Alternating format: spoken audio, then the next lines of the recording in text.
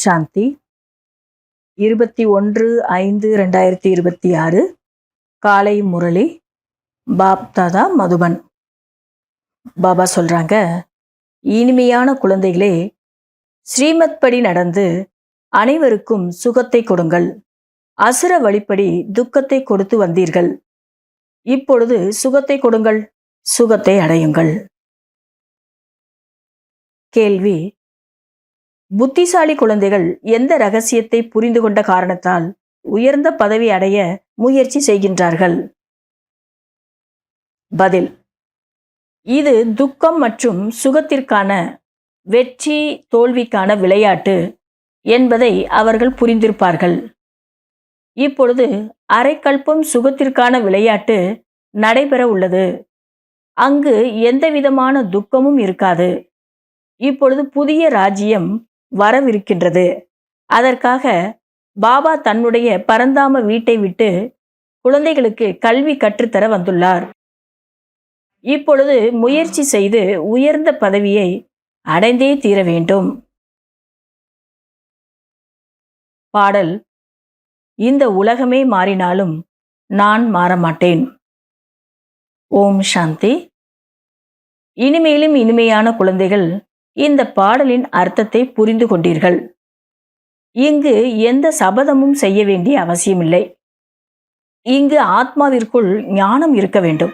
ஆத்மா தமோ பிரதான காரணத்தால் முற்றிலும் புத்தியற்றதாகிவிட்டது. நாம் எவ்வளவு புத்தியற்றவர்களாக இருந்தோம் என்பது குழந்தைகளுக்கு தெரியும். இப்பொழுது எவ்வளவு புத்திசாலிகளாக ஆகிவிட்டோம். இந்த உலகத்தில் யாருக்குமே சுகமில்லை. இப்பொழுது பாபா முழு ஞானமும் அளித்திருக்கின்றார். அனைவருக்கும் சுகம் சாந்தியை அளிக்கக்கூடியவர் ஒரே ஒரு பாபாதான். மனிதர்கள் முற்றிலும் ஆழ்ந்த உறக்கத்தில் இருக்கின்றார்கள். பாபா யார் என்பது எந்த மனிதர்களுக்கும் தெரியவில்லை. பாபாவிடமிருந்து என்ன ஆஸ்தி கிடைக்கின்றது என்பதும் எந்த மனிதர்களுக்கும் தெரியவில்லை. அமைதிக்காக அலைந்து கொண்டே இருக்கின்றார்கள். மனதிற்கு அமைதி வேண்டும் என்று கூறியது யார்? ஆத்மாதான் கூறுகின்றது. தேக அபிமானம் உள்ளதல்லவா? சாது சன்னியாசிகள் முதலியோர் கூட துக்கத்தில் உள்ளார்கள். அனைவரும் சாந்தியை விரும்புகின்றார்கள். நோய் முதலியவை சாது சன்னியாசிகளுக்கும் கூட வருகின்றது. விபத்துக்கள் கூட நடக்கின்றது. உலகத்தில் துக்கத்தை தவிர வேறு எதுவுமே இல்லை. பாபா சொல்றாங்க, இன்னைக்கு உலகமே துக்க உலகமா ஆயிடுச்சு. பலதரப்பட்ட துக்கத்தை நம்ம பார்த்துக்கிட்டு இருக்கிறோம் அப்படின்றாரு பாபா. இன்னும் சொல்ல போனா, துக்கத்தை தவிர இந்த உலகத்துல வேற எதுவுமே இல்லை. ஒரு பக்கம் ஆக்சிடென்ட் நடக்கு, சன்னியாசிகளுக்கு கூட நோய், அதெல்லாம் அவங்க கூட துக்கத்துல தான் இருக்கிறாங்க. பாபா உங்களுடைய புத்தி என்ற பூட்டை திறந்து விட்டிருக்கிறார். மற்ற மனிதர்களின் புத்திக்கு கோத்ரேஜ் பூட்டு போடப்பட்டிருக்கின்றது. முற்றிலும் தமோ பிரதான புத்தியாக உள்ளது. குழந்தைகள், நீங்கள் வரிசை கிரமமான முயற்சியின் அனுசாரமாகத்தான் புரிந்துள்ளீர்கள். இது எல்லையற்ற கல்வி சாலையாகும். எல்லையற்ற தந்தை கற்பிக்கின்றார். அவர்தான் நம்முடைய எல்லையற்ற தந்தை. அவருடைய மகிமை எல்லையற்றது என்பது நமக்கு தெரியும். அந்த உயர்ந்ததிலும் உயர்ந்த தந்தை ஸ்ரீமதத்தை தருகின்றார். மற்றபடி அசுர வழிப்படி அனைவரும் ஒருவருக்கொருவர் துக்கத்தை தான் தருகின்றார்கள். நீங்கள் ஸ்ரீமதப்படி அனைவருக்கும் சுகத்தை தர வேண்டும்.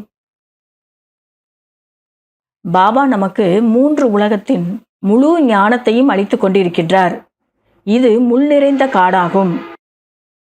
இப்பொழுது நாம் மனித நிலையிலிருந்து தேவதையாக, முள்ளிலிருந்து மலராக்கி கொண்டிருக்கின்றோம். இங்கு சிறியவர் பெரியவர் அனைவருமே துக்கம் தருகின்றார்கள். கர்ப்பத்தில் குழந்தை தன்னுடைய தாய்க்கு துக்கத்தை தருகின்றது. இது மிகவும் சீச்சியான பழைய உலகமாகும். நீங்கள் அனைவரும் சீதைகளாக இருக்கிறீர்கள். பாபா நாயகனாக இருக்கிறார். அனைத்து நாயகிகளுக்கும் ஒரே ஒரு நாயகன்தான். அனைவரும் பக்தர்களாக உள்ளீர்கள். அனைத்து சீதைகளும் ராவணனுடைய சிறையில் சோகவனத்தில் இருக்கின்றார்கள். உலகத்தின் அனைத்து மனிதர்களும் ஒரே ஒரு பகவானைத்தான் நினைவு செய்கின்றனர். சிவபாபா சொர்க்கத்தை படைக்கும் தந்தையாக இருக்கின்றார். சொர்க்கம் என்று சொன்னாலும் சரி, தெய்வீக ராஜ்யம் என்று சொன்னாலும் சரி, ஏனென்றால் அது சொர்க்க ராஜ்யம் அல்லவா? லக்ஷ்மி நாராயணர் சொர்க்கத்தின் எஜமானர்கள் அல்லவா? இதை கூட நீங்கள் இப்பொழுதுதான் புரிந்துள்ளீர்கள். எதையெல்லாம் இந்த பழைய உலகத்தில் பார்க்கின்றீர்களோ அனைத்தும் வினாசமாக போகின்றது. வினாசத்திற்காகத்தான் ஏற்பாடுகள் அனைத்தும் முழுமையாக நடந்து கொண்டிருக்கின்றது. இது அதே மகாபாரத போராகும். கீதையில சொன்ன மகாபாரத போர் இப்ப நடந்துட்டு இருக்குதுன்றார் பாபா. ஆனால் பாபாவினுடைய வாழ்க்கை வரலாற்றில் குழந்தையின் பெயரை போட்டு விட்டார்கள். இப்பொழுது பாபா உங்களுக்கு ராஜயோகத்தை கற்பிக்கின்றார். பாபா சொல்றாங்க, பாபா பேரை எழுதுறதுக்கு பதிலாக ஸ்ரீ கிருஷ்ணர் தான் அப்படின்னு சொல்லிட்டாங்க.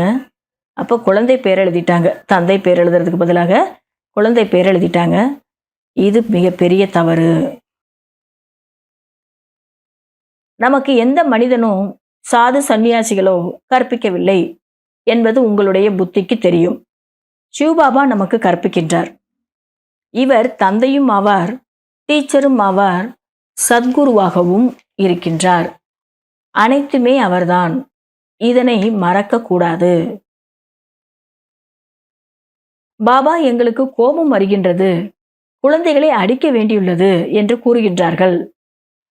நீங்கள் 5 விகாரங்களை பாபாவிற்கு தானம் அளித்து விட்டீர்கள். பிறகு இதை ஏன் செய்கின்றீர்கள்? இந்த நேரம் அனைவருக்குள்ளும் 5 விகாரங்கள் என்கிற கிரகணம் பிடித்துள்ளது. தேக அபிமானம் என்கின்ற பூதம் வருவதால் மற்ற அனைத்துமே வந்துவிடுகின்றது. ஆத்ம அபிமானியாகி விடுங்கள் என்று பாபா கூறுகின்றார். பாம்பிற்கு ஒரு தோல் பழையதாகிவிட்டால் அதனை விட்டுவிட்டு புதிய தோலை எடுத்துவிடும். இந்த உதாரணம் சத்தியுகத்திற்காகத்தான். நீங்கள் அப்படித்தான் தேகத்தை விடுவீர்கள். துக்கமான விஷயங்கள் எதுவுமே இருக்காது. இங்கு எவ்வளவு துக்கம் ஏற்படுகின்றது? அழுவது, கூச்சலிடுவது போன்றவற்றை செய்கின்றார்கள். இங்கு எவ்வளவு புதிய குழந்தைகள் வருகின்றீர்கள். எதையாவது கொஞ்சமாவது புரிந்து கொண்டிருக்கிறார்களா என்ன? 2 நாட்கள் 4 நாட்கள் வந்து கேட்கின்றார்கள். பிறகு சென்று மறந்து விடுகிறார்கள். ஆமாம், நன்றாக கேட்பார்கள், மகிழ்ச்சி அடைந்தார்கள் என்றால் அவர்கள் பிரஜையில் வருவார்கள். பிரஜைகள் கூட நிறைய உருவாகி கொண்டிருக்கிறார்கள். இது ஈஸ்வரனுடைய வீடு. நீங்கள் ஈஸ்வரனுடைய வீட்டில், அதாவது சபையில் அமர்ந்திருக்கின்றீர்கள். இந்த பிரம்மாவை பற்றியும் எதுவுமே தெரியாது. ராதை கிருஷ்ணரையும் லட்சுமி நாராயணரையும் பூஜை செய்கின்றார்கள். ராதை கிருஷ்ணர் தான் திருமணத்திற்கு பிறகு லட்சுமி நாராயணர் ஆகின்றார்கள் என்பது யாருக்கும் தெரியாது. எனவே இளவரசர் கிருஷ்ணர், இளவரசி ராதை என்று சொல்லப்படுகின்றது. திருமணத்திற்கு பிறகுதான் மகாராஜா மகாராணி ஆகின்றார்கள். சிறிய வயசுல ராதா கிருஷ்ணரா இருக்கிறாங்க, இளவரசன் இளவரசியாக. அதே திருமணத்திற்கு பிறகு வளர்ந்த உடனே மகாராஜா மகாராணி ஆயிடுறாங்க. யார் ஆகி கொண்டிருக்கிறார்களோ அவர்களுக்கே இது தெரியாது. சிலருக்கு காட்சி கூட கிடைக்கின்றது, ஆனால் எதையுமே புரிந்து கொள்வதில்லை. மின்மினி பூச்சி எவ்வளவு சிறியதாக உள்ளது, ஆனால் அதனை கண்ணால் காண முடிகின்றது. ஆத்மா அதனை காட்டிலும் மிகச் சிறிய புள்ளியாக இருக்கிறது. எப்படி ஆத்மாவின் ரூபமோ அப்படி பரமாத்மாவும் இருக்கின்றார். சாட்சாத்காரம் கிடைக்க வேண்டுமென்றால் அந்த சிறிய புள்ளிதான் கிடைக்கும். இவர் சிறிய புள்ளியானவர் 2 புருவங்களுக்கு மத்தியில் இருக்கின்றார். ஆத்மாவின் சாட்சாத்காரம் கிடைத்தால் எதையுமே புரிந்து கொள்ள முடியாது. ஒரு புள்ளியை பார்க்கறதுனால நமக்கு எதுவும் புரியாதுன்றார் பாபா. பக்தி மார்க்கத்தில் பக்தர்கள் தேவதைகளுடைய சித்திரத்தை உடன் வைத்திருக்கின்றார்கள். நீங்கள் இங்கு மும்மூர்த்தி திருமூர்த்தி படத்தை பாக்கெட்டில் வைத்திருக்க வேண்டும். இந்த சிவபாபா மூலமாக நான் லட்சுமி நாராயணர் ஆகிக் கொண்டிருக்கின்றேன். படத்தை வச்சுக்கிட்டு பார்த்துட்டே இருக்கணும். சிவபாபாவால் தான் நான் லட்சுமி நாராயணராக ஆகி கொண்டு இருக்கிறேன் அப்படின்னு நினச்சிட்டு இருக்கணும். நல்லது. இனிமேலும் இனிமையான வெகு காலத்திற்கு பிறகு கண்டெடுக்கப்பட்ட செல்லமான குழந்தைகளுக்கு தாயும் தந்தையும் ஆகிய பாப் தாதாவின் அன்பு நினைவுகளும் காலை வணக்கமும். ஆன்மீக குழந்தைகளுக்கு ஆன்மீக தந்தையின் நமஸ்காரம். கடைபிடிக்க வேண்டிய முக்கியமான சாராம்சம்.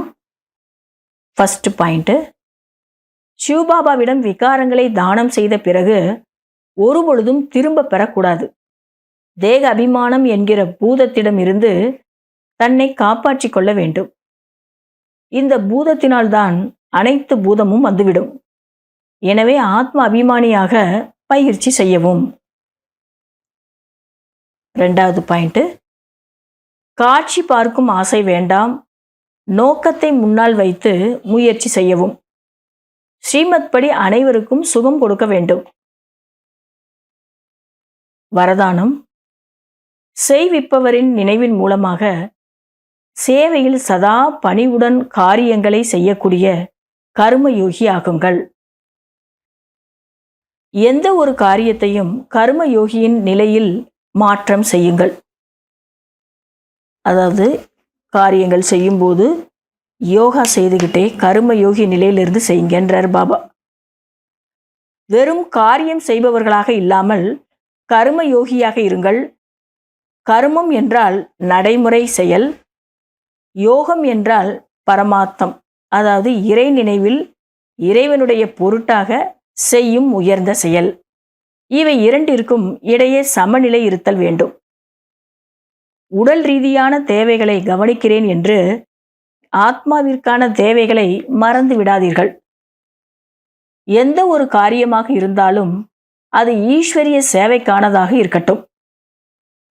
இதற்காக சேவையில் நான் ஒரு கருவி மட்டுமே அல்லது நான் செயல்படுபவன் என்ற மந்திரம் சதா நினைவில் இருக்கட்டும். செய்விப்பவரின் நினைவை மறக்கவில்லை எனில் சேவையில் எப்பொழுதும் பணிவு என்பது நிறைந்திருக்கும்.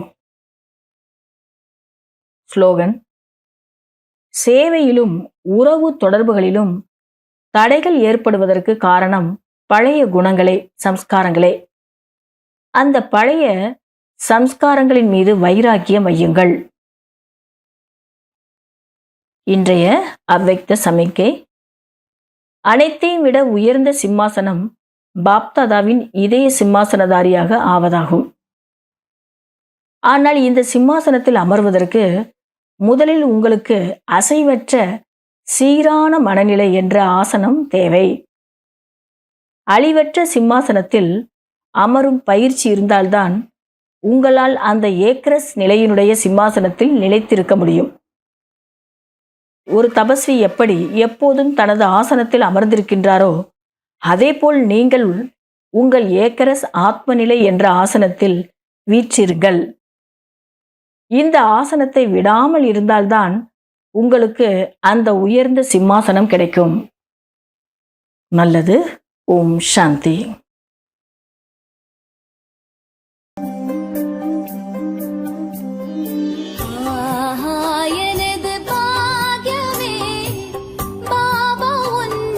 கிடைத்ததே எனது பாக்யமே, பாபா உன் அன்பு கிடைத்ததே. கடலே கடலே உன்னிடம் உன்னிடம் கடலே